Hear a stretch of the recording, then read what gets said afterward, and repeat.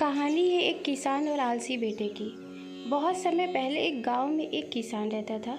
उसके पास काफ़ी संपत्ति थी क्योंकि उसने बहुत सालों से बहुत मेहनत किया था।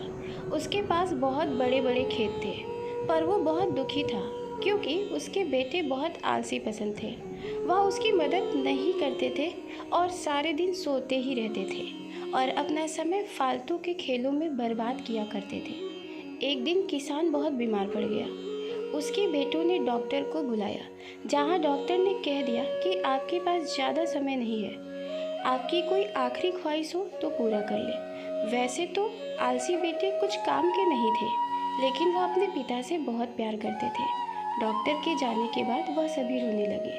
अपने बेटों को दुखी देखकर किसान का दिल पिघल गया और कहा, चिंता मत करो बच्चों, मैं स्वर्ग से तुम्हारी रक्षा करूंगा और जिससे कि तुम कभी भूखे ना रहो, मैंने खेत में सारा धन गाड़ दिया है।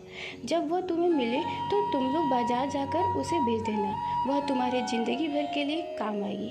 कुछ ही समय के बाद किसान की मौत हो गई। कुछ दिन तक दुखी बेटे दुख के मारे कोई काम नहीं कर पाए, पर फिर उन्हें लगा भोजन के लिए कुछ तो करना ही पड़ेगा। बेटों ने खेतों में खुदाई शुरू कर दी और वहाँ उन्हें कुछ ना मिला। उनके पिताजी के दोस्त ने कहा, आखिर तुमने खेत जोत ही दिया है तो क्यों ना बीज भी डाल दो। बेटे तैयार हो गए। खेत बुआई करके उन्होंने इंतजार किया।